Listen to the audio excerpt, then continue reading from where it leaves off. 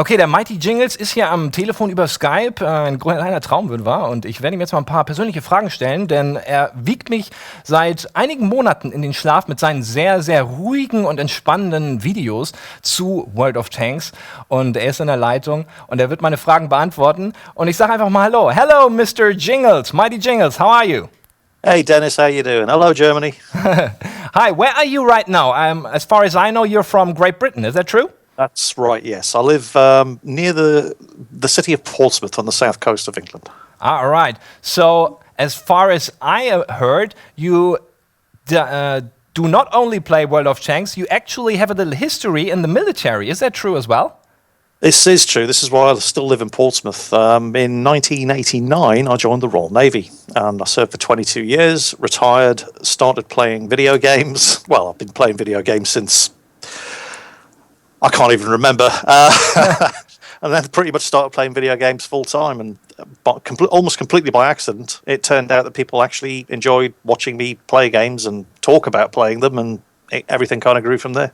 Yeah, that's how the best things start, by accident, ain't I right? Exactly. So, That's right. World of Tanks, is this really your favorite game? You play it a lot, but you play other games too. Is that true? I do, yes. The kind of games that calling something my favourite game, World of Tanks is definitely up there and one of the best games I have ever played, because I've been playing it for years. But what I tend to do is I tend to binge. I don't know if that word translates well into German. I'll play one game and I'll play it to death, and then I'll get sick of it.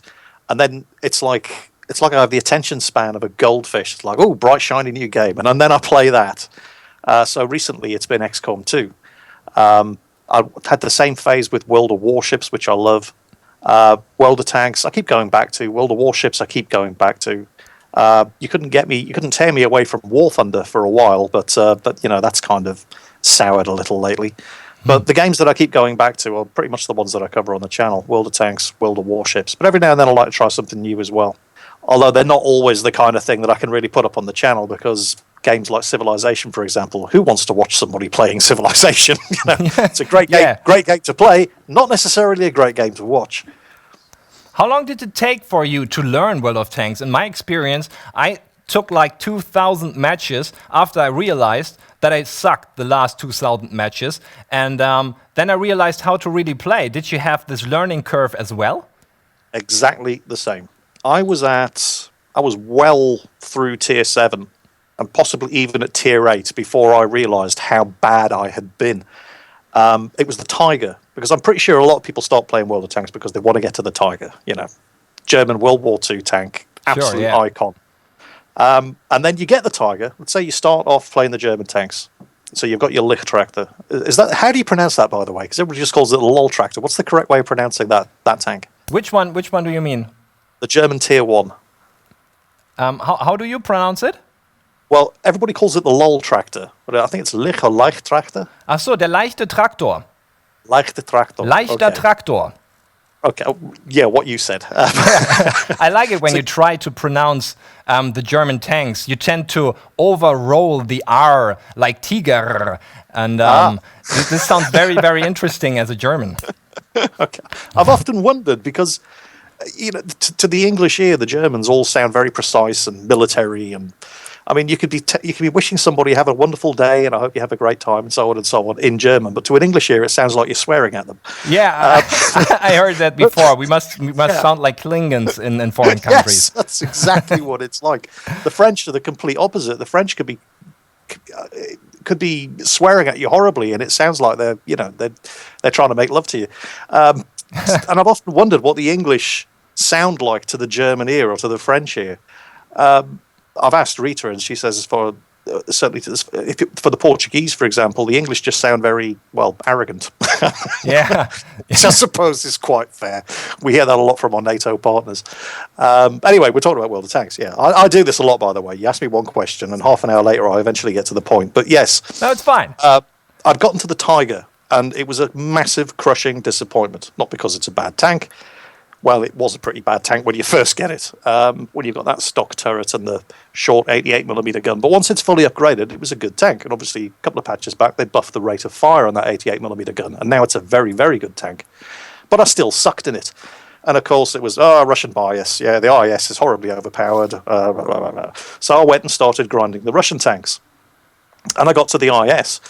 And when I was driving the IS, I was getting my ass handed to me by tigers. So I couldn't use that excuse anymore. And I had to start accepting that maybe it's not the tank. Maybe it's me. And that's the point at which I started analysing what I was doing wrong rather than just blaming it on everybody else around me, because you can't do anything about the way anybody else is playing. All you can do is improve how you play. And that Tier 7, Tier 8 is the level when I started going back and trying to make up for the horrible stats that I'd accumulated in the 2,000 or 3,000 battles I'd played until I got to that point. So it must be a pretty good game, mustn't it? If people play 2,000 games, suck, and still have fun playing it. Right? Exactly, yeah. You've got to wonder. I mean, why are you playing? You know, if you're obviously not here for the tanks. I mean, if you're sucking that bad over 2,000 or 3,000 games, and yet you see it. You've got the old the meme of the E100 driver with 32,000 games played and an 800 WN8 rating. Yeah. What is it about the game that keeps people coming back over and over and over again, even though they're not doing very well and they can't be having a good time, and yet they just can't stop playing? Yeah. I don't know. I really don't know. If I find out, I'm going to bottle it and sell it. Yeah, I can relate to that. So I got one question which I usually ask my friends a lot. And it's the question, if you got to choose a tank for your own backyard, a real one, an old one, or even a new one like a Leopard 2, which one would you choose for your own personal tank to drive to work? Okay, bro. I'm glad you said to drive to work, because I was going to say the Chieftain, but the Chieftain doesn't drive anywhere. All right. Fantastic tank with the worst engine in the history of creation. You know, when they were delivering those tanks to the British Army of the Rhine in Germany, the engine was so underpowered it couldn't even make it onto the back of the tank transporters. That's how bad the engine was in the Chieftain. That's true. Okay, yes, absolutely true. First version of that Leyland L60 multi-fuel engine was just But then again, I mean, the tanks were basically designed to go hull down on hills in Western Germany and shoot up lots and lots and lots of T-62s, and you don't really need to move to do that. So yeah, it was all good. Anyway, so drive to work. Ooh, let me think about that one. If we're going to drive to work, it's got to be the Panzer 1C, the Tier 3. 1C. All right, that's a light tank, ain't it? Yes, the one that goes like greased monkey shit. Can I say that? All right. I would be looking for a big tank. I would be like going for like a mouse or something, which is very unusual. I love this mouse, and that's why I started playing. I wanted to drive this one. All right, so you go for I go for the I want to get to work as quickly as possible approach, but you go for the I want to get to work and it doesn't matter if anybody gets in my way approach, because you're in a mouse, you just drive over them. And because I'm really bad. All right. Okay, so maybe I'd like to ask you one thing about the game, and there is actually the whole game, World of Tanks, got this free-to-play mechanic. It doesn't cost a dime if you want to, but you got the choice to buy gold ammunition for special penetration. What do you think about this approach on monetarization, this whole free-to-play model? Do you like it, or do you think there's room for improvement? I definitely think there's room for improvement. But what Wargaming did was really, really clever, because back in the day when you could only buy premium ammunition for gold, World of Tanks was wide open to accusations of being pay to win. And then they did a very, very clever thing. They made all of the gold consumables, the ammunition, the food, the oil, and so on, available for credits as well. So that, and this is the phrase that they actually use. It's not pay to win. What's the expression? It's not pay to win, it's free to win. Free to play. Yeah, well, it is free to play, but the expression that Victor Kisley likes to use is free to win. Free to win. All right. Yeah, so you can use those premium consumables, but you don't have to pay to use those premium consumables. You may have to play a lot in order to grind the credits that you need to keep yourself supplied those premium consumables, depending on how many you're going to use. But nobody can really say it's pay to win. Of course, if all you do is you play an hour a day on whichever tanks you're grinding at the moment, and you always load premium consumables on those, then you're probably not going to have the credit income to sustain that. So yes, you are going to be paying real money for those premium consumables. But anybody who just likes playing World of Tanks and plays World of Tanks a lot never really has to spend any real money and still have the same experience as somebody who's just flashing their credit card at the screen every time they want to take a tank out. There is actually some people using some kind of cheating mechanic. It's called bots. I'm sure you heard about them. I don't know about cheating at all in World of Tanks. Do you know, is there a problem with cheating and the bots? I have definitely seen it personally, but not as often as... It's a problem. I don't know what the scale of the problem is, but that's the thing. When you see somebody playing really, really, really badly, are they a bot or do they just suck that much? You can't tell. I've seen other people, not personally, but people have sent replays into me. In one game, there were 10 bots, and at the end of it, the bots were the only ones left alive. And it was a slightly more complicated bot program where the bots would play kind of like follow the leader. So one tank would move, and the other bots would all follow whichever tank was closest to them. So you ended up with all these tanks all driving around in big circles because they were all following the one in front of them. It's one of the funniest things I've ever seen. But there are obviously bot programs out there. I don't know where to get them. I'm sure you could probably Google it and find out. And I don't know how much they cost, but some of them definitely are really, really bad. And if you paid any money for them, I'd demand your money back. But you've got to ask yourself, what's the point? Why would you pay to not play? That I don't get. It's a free-to-play game. Why would you pay to get a program to play a free-to-play game when you're not actually the one playing? I just don't understand the mentality. Yeah, that's very strange. I don't get it either.